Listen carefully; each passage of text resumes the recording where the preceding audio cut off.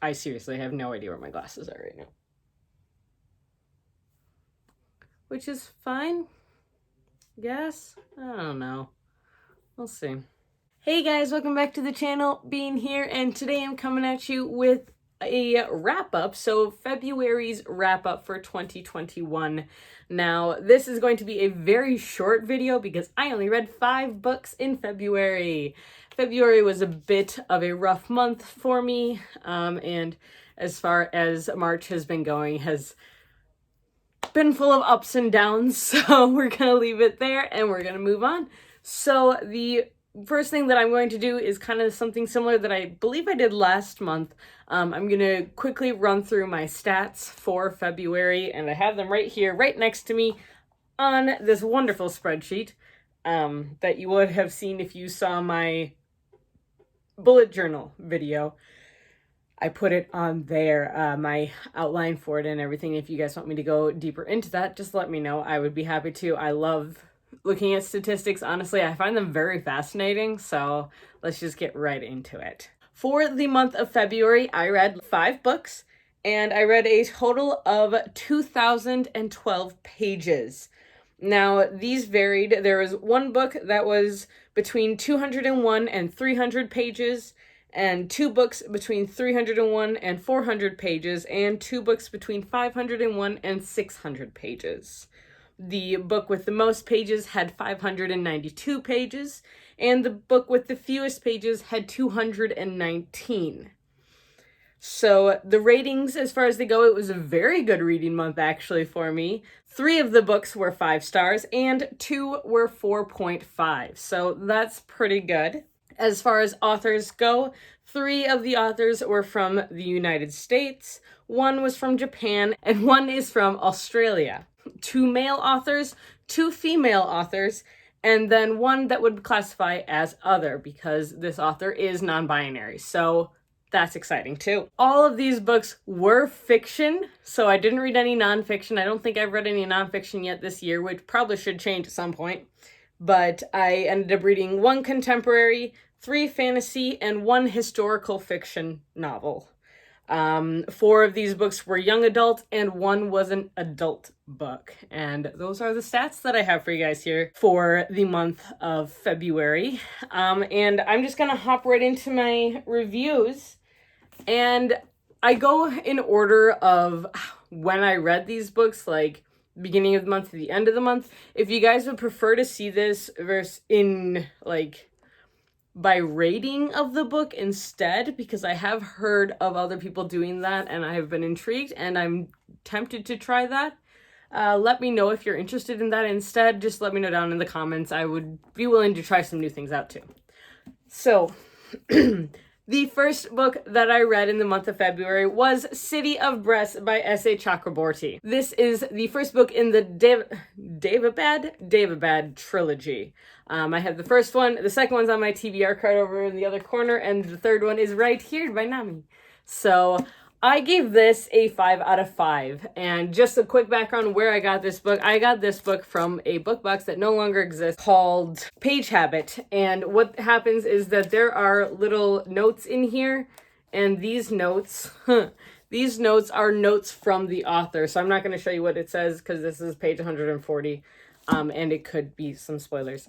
But I read this book in approximately 3 days. The reason it took me that long to read this book is because it is super dense. So this book follows Nahri, I believe that's how you say it, who is living on the streets of Cairo, and she goes around as a bit of a healer, is what she claims to be. She doesn't necessarily actually heal people. Instead, she just pretends to. She's basically a scam artist. But little do we know, or her patients know, is that she actually is a magical healer. So she actually does possess magic. And one night she is being chased through the streets and she accidentally summons a djinn. Now this djinn's name is Ali Zayed. And now she ends up accidentally summoning him, and they go to his hometown, his home city, and basically you learn a lot about her. This book was super dense in such an amazing way, and I haven't had to think so hard about a fantasy in a while, and I missed this. I didn't realize how much I missed fantasy like this until I read this book, honestly. This was a very politically driven book. The plot was very political, and it really makes you think about the characters, who are all super unique and very interesting, but you really do have to think about the consequences of the actions of each of these characters, because it really plays a huge part in the politics of this world and in what's going on, and what it is about the different characters that are basically messing with everybody. And there's kind of a romance in here. I don't know how I feel about it. It's almost a love triangle, but it's not really. I'm not sure how I feel about the romance in here yet. I had said earlier that this book is very politically driven. I'm not one for politics, honestly. I think it runs in too many circles. The ideas just keep going in circles and no one actually talks about the issues. This book really shows one of the few times where I will find an interest in politics. I wanted to understand this world and how the government in the city of Brass, how it operates, how all of these people live together as one.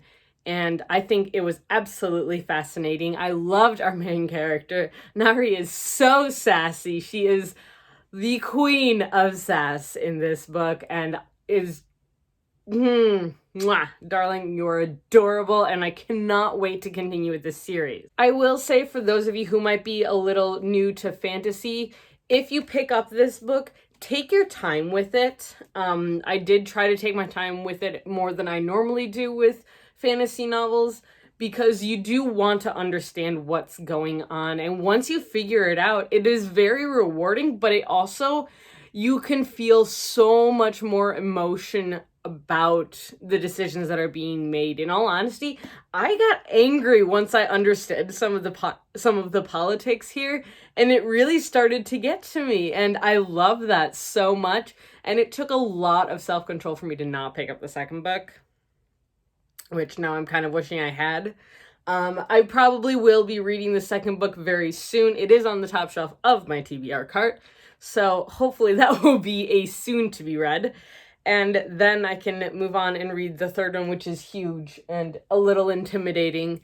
And I have been told that I will absolutely love the sequels. So I am very excited for this one. In case you can't tell, it's got a 5 out of 5. The second book that I read in the month of February was Cemetery Boys by Aiden Thomas. These two boys right here, we got Yadriel and Julian. They are the most precious things in the world and need to be protected at all costs. So that has been said. And Maritza, who is Yadriel's best friend, is a gem among humankind. And I love her forever. So this story follows Yadriel, who is a trans boy in a Latinx community, who also, along with dealing with his family that's not the most accepting all the time, or mostly his father, who's not exactly accepting of his being trans, he's also dealing with the fact that he has come of age. He should be going through a ceremony to become a brujo, so a witch. That was one thing. I'm just going to jump in and interrupt myself. But this book was bilingual, and as someone who has been speaking Spanish since I was about 4 years old, I loved that so much. It really immersed me into this story, so highly recommend. And you might want a dictionary next to you just in case. Most of the words are explained, some of them aren't, others of them are pretty logical. So just as a kind of little warning there, it's great for learning. I love the bilingual aspect here. But in order to prove himself to his family that he is a true brujo, Yadriel decides that he is going to perform the ceremony himself with his cousin Maritza. And so he does this, and his goal is to summon the spirit of his cousin, who was recently, like that night, killed, and no one knows why or how. And so he wants to prove by summoning his cousin's spirit in order to figure out what happened. And on accident, he ends up summoning Julian, who is an older boy who died from his school, who also found himself recently deceased. And he basically ends up going around with Julian for several days and figuring out what's going on, why the magic is being overwhelmed, and what's happening. And this book is a treasure. The only reason it didn't get 5 stars is because I predicted nearly all of it. And that I think is mostly just because I've read a lot of YA books. And so the plot was a little bit see-through at points, but this book is so important and so amazing, and I really would recommend this to everyone to read. I really think this is a book that every person should read, not just for the rep, but for the adorableness of the story. Like, our main characters are a trans boy, a vegan girl, and a gay boy, and it's all about your socioeconomic standing, your sexual orientation, along with who you were in your life doesn't have to be who you are in the future. And there are so many great lines in here as well. I want everyone to read this book. Okay? Read it. Read about my sweet, soft boys. Thank you. Gracias. The next book that I read, I finally read, guys. I finally read it. And like we all knew, I loved it. And that is The Shadows Between Us by Trisha Levinseller. I seem to absolutely love Trisha Levenseller's writing, which is awesome because we did see her live and she is the sweetest human being ever. So this book follows a girl named Alessandra who her entire goal is to win the heart of the Shadow King and then to get him to marry her, and then to kill him and take his power. This has been described as a Slytherin love story, and after reading it, that's exactly what it is. It is so well done. There is so much sarcasm and sass, and Alessandra is, oh my gosh, she is brutal, but she's also like a true friend as well. And honestly, I love her in this book. This book was so easy to read. I'm pretty sure I read it in one sitting. Loved it. Just read it. I don't want to talk too much more about it without spoilers, but these two were an adorable couple, and it really, as much as everyone thinks it's not a healthy relationship, it's basically, I don't want to say enemies to lovers. It's more like mutually mistrustful people to friends to lovers. Yes, we're gonna go with that. And I kind of want an adult version of this book. Not gonna lie. I feel like there's more that can be explored with these characters, and I think that would be so much fun. So, yes. This did get a 4.5 out of 5 for me. The reason being because of the ending. Now, I did enjoy the end, but I did feel that it all wrapped up in a nice pretty bow a little bit too much for me, and there were a couple aspects that just weren't solved to my personal opinion. Maybe that's not true for some other people, because I know many other people loved it, and I did love this story, and I will probably read this again. I will read anything Trisha Levinseller puts out, let's be honest here. Autobiographer. But there were just a couple strands at the end that I did wish had been addressed a bit more. So overall, 4.5 out of 5. Hands down. One other thing about this book that I think is very important in the YA community is that it takes the mistakes that the characters make and it doesn't brush them off, even if they're royalty. It takes them in and says, there are consequences for what you have done, and these are your consequences, and this is what you're dealing with, and these are the people you've affected. So I think that is very well done as well. But I also have to fangirl a little bit. Why aren't more people in love with the boys in this book? Seriously? Like, why? They're all adorable. And the women are all smart and badass, all in their own special ways. my heart goes boom out for these guys. These people are lovely. Love them all. Okay, now we're done. The next book I read is actually the shortest book that I read this month, and that was a manga. I started a new manga series because I have no chill. And that is Spy Family by Tatsuya Endo. This is the first book in the series. There are 4 of them out. I have all 4 of them, and I have since read the second one, and I'm very excited, and yes. But this follows... So the main character of this book, his code name is Twilight, and this is Twilight right here. He is a spy, a master spy, and he is given this mission to infiltrate a school and assassinate somebody on the inside of that school. So in order to pull off this mission, he needs to get into that school. He can't. So what he ends up doing is he ends up adopting a daughter. Now this daughter, one, is adorable, but it just so happens that she is a telepath. Okay. So she can read his thoughts as he's having all these like super dark thoughts about killing people and things. And it's just like, oh, honey. And so the standing joke in here is that she basically she says, yeah, daddy's a liar. It's like, oh, okay. She says all this in her head because she can read the thoughts of everyone around her. And then in order to sell the facade that he's going with, he has to get married. And so what he does is he runs into a woman, quite literally, and it turns out she's looking for a husband. And they go and they get married that day.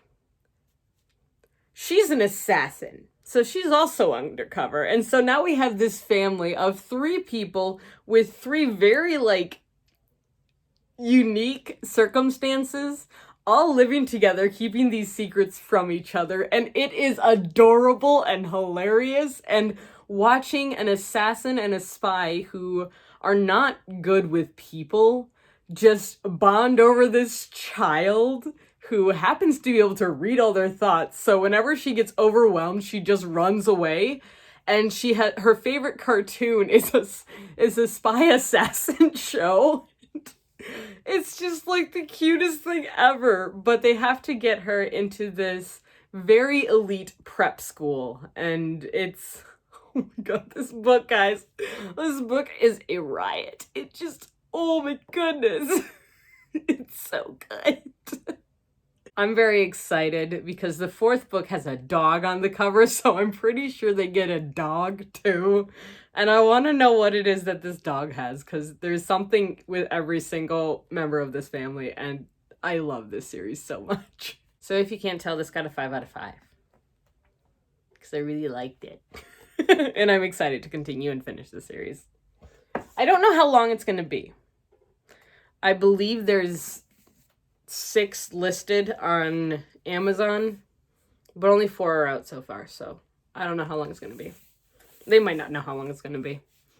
I hope it goes on forever. I think it's going to be adorable. The last book that I read in the month of February, quick list here today, was the longest book that I read in February, and it is one that I have been meaning to finish for quite some time. I believe I read it years ago, like back in middle school, probably 5th or 6th grade. And since then, I've started it a couple times and haven't finished it. So I finally got to The Book Thief by Marcus Zusak. This book got a 5 out of 5, and it made me sob. I don't cry much during books because I'm heartless, apparently. I was sobbing by the end of this book.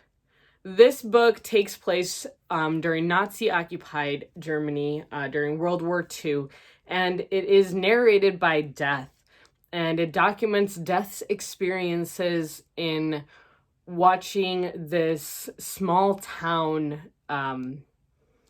basically struggle through Hitler's reign and what happens and how this young girl is dealing with it and what happens to her. And Death claims he just gets so obsessed with this child and wants to follow her life, and her big thing is she wants to learn to read. So she learns how to read from her adoptive father, and this story is all sorts of heartbreaking. It did take me nearly the entire month to read, just because it's a tough book. It's so good, guys. It is amazing. It is wonderful. It deserves all the prizes it's won.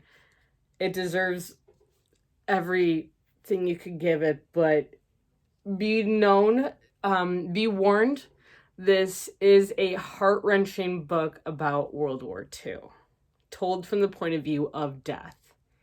And so that is very interesting, and I loved it. I absolutely loved this book. Given the fact that it is told from the point of view of death, I wouldn't call this a dramatic book.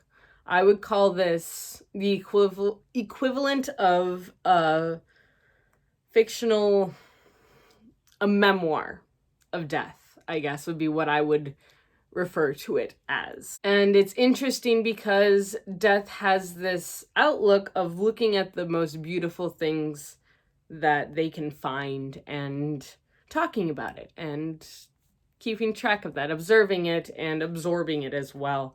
And just kind of talks about how he doesn't make any of the deaths seem overly painful. He addresses each death, because there are deaths throughout this book, and he talks about the elderly, the children, about the people who are killed in air raids, people who are killed at burnings or hunted down, or even the concentration camps are mentioned. This book really made me think, and it also gave me all of the feels, and it reminded me again why I suppose I find this subject so fascinating. So The Book Thief got 5 out of 5, in case you were curious. As far as what I'm reading right now, I have started a new book, and I am reading, you can't tell, I am reading A Song of Wraiths and Ruin by Roseanne A. Brown. Yeah, by Roseanne A. Brown.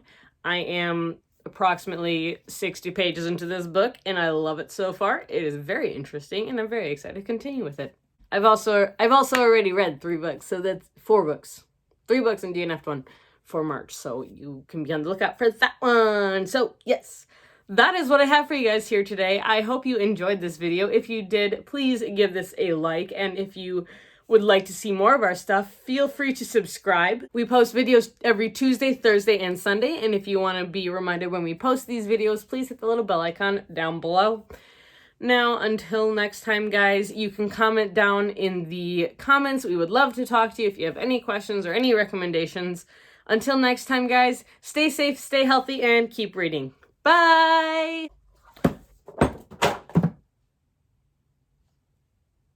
I didn't do it.